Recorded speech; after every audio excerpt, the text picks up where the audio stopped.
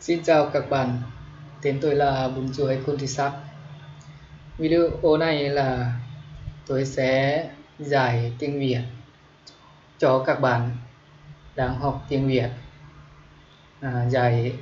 tiếng Việt cơ bản đối với là các bạn bắt đầu học tiếng Việt.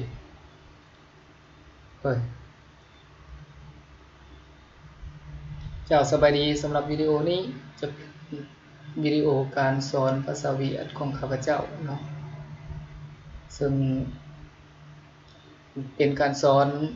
ขั้นพื้นฐานเกี่ยวกับภาษาเวียดให้กับบรรดาเพื่อนๆที่กำลัง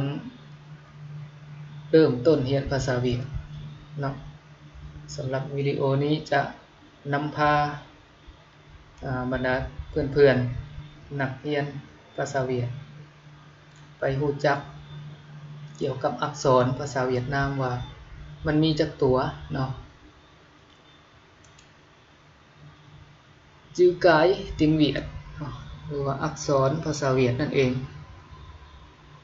ซึ่งในนี้มันก็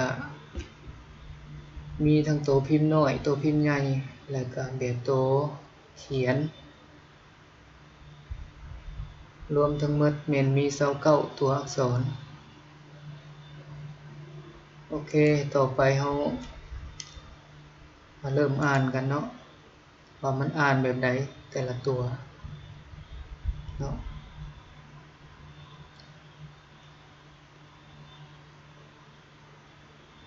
อะเบอเกอเจเดแอ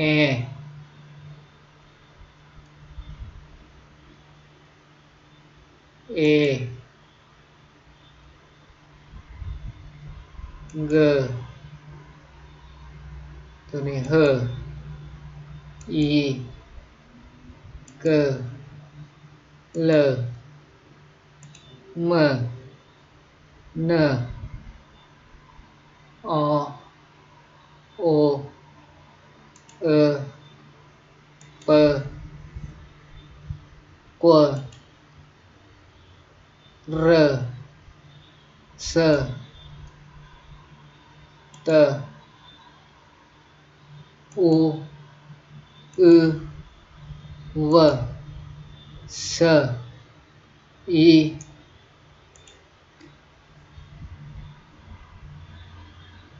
ดอกหมดแล้วเนื้ออ่านอีกครั้งหนึ่งเนาะอะเบเกเจเด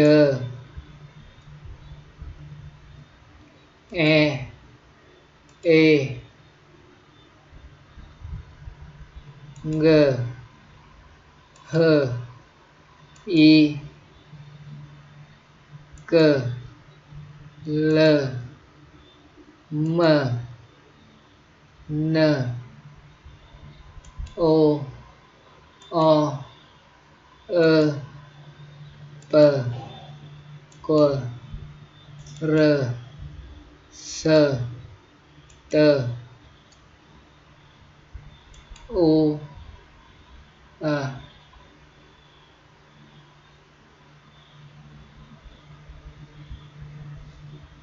อืเวเซอี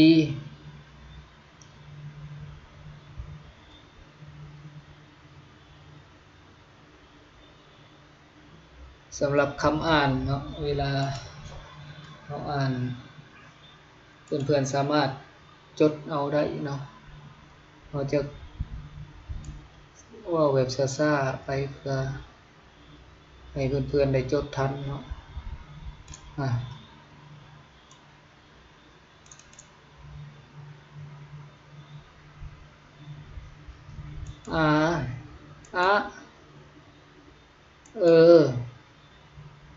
เบเกเจ D E E G H I G L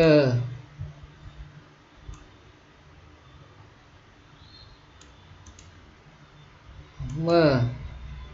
N O O, xin lỗi nữa, O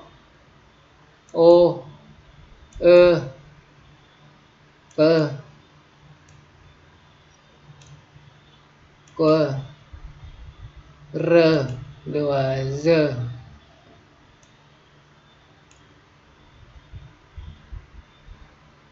Sơ Tơ U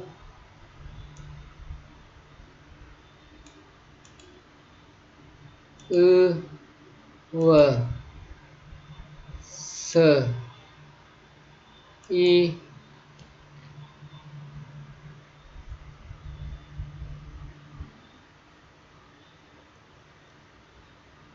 Rồi, đây là chữ cái trong tiếng Việt. Anh emบรรดาอักษรในภาษาเวียดนามเนาะ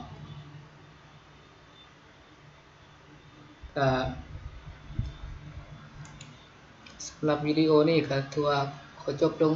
เพียงเท่านี้เนาะเพื่อนๆสามารถติดตามวิดีโอการสอนของเราได้ในวิดีโอต่อไปเนาะ